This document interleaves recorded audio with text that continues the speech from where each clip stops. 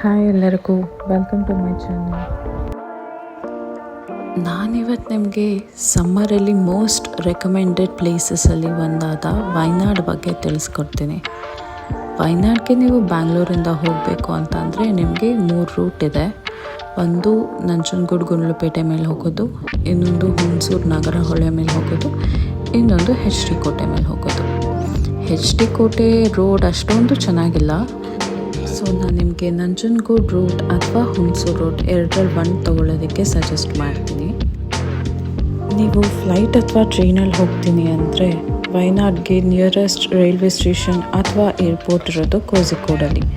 So ಅಲ್ಲಿಂದ ನಿಮಗೆ Wayanad 86 to 100 kilometres ಆಗುತ್ತೆ. ಅದ್ರ ಬದಲು ನೀವು ಬೈ ರೋಡ್ ಹೋಗ್ಬೋದು. ವಯನಾಡಿಂದ 25 ಕಿಲೋಮೀಟರ್ಸ್ ಹೋದರೆ ನಿಮಗೆ ಎಡಕಲ್ ಕೇವ್ಸ್ ಅಂತ ಸಿಗುತ್ತೆ. ಇದು ಒಂದು ಬೆಟ್ಟದ ಮೇಲಿರುವಂಥ ಕೇವ್ಸ್. ಬೆಟ್ಟದ ಮಧ್ಯ ನಿಮಗೆ ಒಂದು ರೆಸಾರ್ಟ್ ಇರುತ್ತೆ. ನೀವು ಬ್ಯಾಂಗ್ಳೂರು ಟ್ರಾಫಿಕ್ನ ಬಿಟ್ಟು ನೇಚರಲ್ಲಿ ಮುಳುಗಬೇಕಾಗಿದ್ದರೆ ಈ ರೆಸಾರ್ಟ್ನ ನೀವು ಆಯ್ಕೆ ಮಾಡ್ಕೋಬೋದು. ಇದು ಲಕ್ಸುರಿಯಸ್ ರೆಸಾರ್ಟ್ ಅಲ್ಲ, ನಿಮಗೆ ಸ್ವಿಮ್ಮಿಂಗ್ ಪೂಲ್ ಅಥವಾ ಜಕೂಸಿಲಿರೋದಿಲ್ಲ. ಬಟ್ ಇದು ಒಂದು ಸಿಂಪಲ್ ಆ್ಯಂಡ್ ಕ್ಲೀನ್ ರೆಸಾರ್ಟ್. ಇದು ಒಂದು ರೂಮ್ ಅಂತಲೇ ಹೇಳ್ಬೋದು. ನೇಚರಲ್ಲಿ ನೀವು ಒಂದು ಲೈಫ್ ಎಕ್ಸ್ಪೀರಿಯನ್ಸ್, ಸ್ಟೇ ಎಕ್ಸ್ಪೀರಿಯನ್ಸ್ ಮಾಡಬೇಕು ಅಂತಂದರೆ ನೀವು ಈ ರೆಸಾರ್ಟ್ನ ಆಫ್ ಮಾಡ್ಕೊಬೋದು. ಅದು ಯಾವುದೂ ಅಲ್ಲ, ಇದು ಎಡಕಲ್ ಹೆರ್ಮಿಟೇಜ್ ರೆಸಾರ್ಟ್. ಎಡಕಲ್ ಕೇವ್ ಕೆಳಗಡೆನೇ ಈ ರೆಸಾರ್ಟ್ ಇರೋದ್ರಿಂದ ನೀವು ಬೆಳಗ್ಗೆನೇ ಎದ್ದು ಅರೌಂಡ್ 1 ಕಿಲೋಮೀಟರ್ ಟ್ರೆಕ್ ಮಾಡಿ ಈ ಕೇವ್ಗೆ ಹೋಗಿ ಬರ್ಬೋದು. ಟ್ರೆಕ್ ಮಾಡೋಕ್ಕೆ ಸ್ವಲ್ಪ ಕಷ್ಟ ಆಗುತ್ತೆ, ಮಕ್ಕಳೆಲ್ಲ ಇದ್ರೆ ಅಂತೂ ತುಂಬಾ ಕಷ್ಟ ಆಗುತ್ತೆ. But it is worth watching. ನಿಮಗೆ ಇಲ್ಲಿ ಸ್ಟೋನ್ ಏಜ್ ಕಾಲದ್ದು ಕಾರ್ವಿಂಗ್ಸ್ ಎಲ್ಲ ನೋಡೋಕ್ಕೆ ಸಿಗುತ್ತೆ and with a beautiful view. ಇದು ಟೈಮಿಂಗ್ಸ್ ಬಂದು 8:30 to 5:30. ರೆಸಾರ್ಟಿಂದ 5 ಕಿಲೋಮೀಟರ್ಸ್ಗೆ ನಿಮಗೆ ಫ್ಯಾಂಟಮ್ ರಾಕ್ ಅಂತ ಸಿಗುತ್ತೆ. ಇದನ್ನ ನೀವು ಸನ್ರೈಸ್ ಅಥವಾ ಸನ್ಸೆಟ್ನ ನೋಡೋಕ್ಕೆ ವಿಸಿಟ್ ಮಾಡ್ಬೋದು. ಅಲ್ಲಿಂದ 11 ಕಿಲೋಮೀಟರ್ಸ್ ಹೋದರೆ ನಿಮಗೆ ಕರಪುವ ಡ್ಯಾಮ್ ಅಂತ ಸಿಗುತ್ತೆ. ಅಲ್ಲಿ ಡ್ಯಾಮ್ಗಿಂತ ಆಟಾಡೋಕ್ಕೆ ತುಂಬ ಚೆನ್ನಾಗಿರುತ್ತೆ. ಮಕ್ಕಳಿಗೆ ದೊಡ್ಡವ್ರಿಗೆ ಇಬ್ಬರಿಗೂ ಆಟಾಡೋಕ್ಕಿರುತ್ತೆ. ನಾನು ಜಿಪ್ಲೈನ್ ಆಡೋಣ ಅಂತ 600 ರೂಪೀಸ್ ಕೊಟ್ಟು ಅವ್ರು ಕೊಟ್ಟಿದ್ದು ಸೇಫ್ಟಿ ಗಾರ್ಡ್ಸ್ನೆಲ್ಲ ಹಾಕ್ಕೊಂಡು ಜೀಪಲ್ಲಿ ಹೊರಟೆ. ಅವರು 2 ಕಿಲೋಮೀಟರ್ಸ್ ಜೀಪಲ್ಲಿ ಕರ್ಕೊಂಡು ಹೋಗಿ ಅಲ್ಲಿಂದ zipline ಆಡಿಸಿದ್ರು.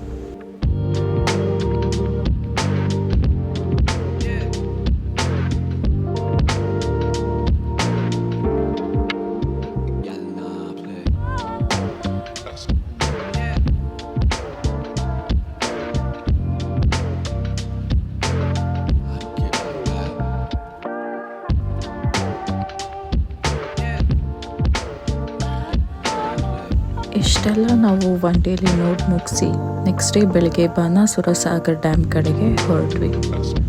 50 rupees entry fee ticket ತೊಗೊಂಡು ನಾವು ತಿರ್ಗಾ TT ಫೆಸಿಲಿಟಿ ತೊಗೊಂಡ್ವಿ. ಬಿಸಿಲು ತುಂಬ ಜಾಸ್ತಿ ಇದ್ದಿದ್ದರಿಂದ ನಮಗೆ ನಡ್ಕೊಂಡು ಹೋಗೋದಕ್ಕೆ ಆಗಲ್ಲ ಅಂತ ಅನ್ನಿಸ್ತು. ಸೊ ನಾವು TTನ ಆಪ್ಟ್ ಮಾಡ್ಕೊಂಡ್ವಿ. ಇದು ಪರ್ ಪರ್ಸನ್ ಅರೌಂಡ್ 25 ಆಗುತ್ತೆ ಟು ಆ್ಯಂಡ್ ಫ್ರೋ. ಅಷ್ಟಲ್ಲದೆ ನಿಮಗೆ ಬೋಟಿಂಗ್ ಫೆಸಿಲಿಟಿ ಕೂಡ ಇದೆ. ಆನ್ಲೈನ್ ಬುಕ್ ಮಾಡ್ಕೋಬೇಕು ಆದರೆ ಇದೂ ಅರೌಂಡ್ 1000 ರೂಪೀಸ್ ಪರ್ ಪರ್ಸನ್ ಆಗುತ್ತೆ. ಇದೂ ತುಂಬ ಬ್ಯೂಟಿಫುಲ್ ಪ್ಲೇಸ್. ಆದರೆ ನಾವು ಹೋಗೋಷ್ಟೊಳಗೆ 12 ಮೇಲಾಗಿದ್ದರಿಂದ ತುಂಬ ಬಿಸಿಲಿತ್ತು. ನಾವು ಅದನ್ನು ಎಂಜಾಯ್ ಮಾಡೋಕ್ಕಾಗಲಿಲ್ಲ. ನೀವು ಈ ಪ್ಲೇಸ್ಗೆ ಹೋದರೆ ಡೆಫಿನೆಟಾಗಿ ಅರ್ಲಿ ಮಾರ್ನಿಂಗ್ ಹೋಗಿ. ಬಿಸಿಲು ಬಂದುಬಿಟ್ರೆ ನಿಮಗೆ ನೋಡೋದಕ್ಕೆ ಓಡಾಡೋದಕ್ಕೆಲ್ಲ ತುಂಬ ಕಷ್ಟ ಆಗುತ್ತೆ.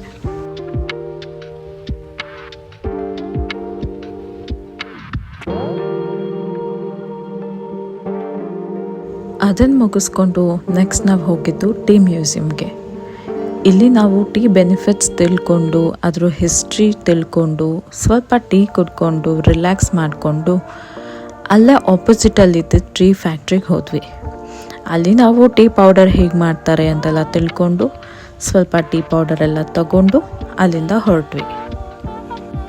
ಅದಾದಮೇಲೆ ನಾವು ನೆಕ್ಸ್ಟ್ ಹೋಗಿದ್ದು ಪೂಕೋಡೆ ಲೇಕ್ಗೆ. ಇಲ್ಲಿ ಕೂಡ ಎಂಟ್ರಿ ಫೀಸ್ 50 ರೂಪೀಸ್.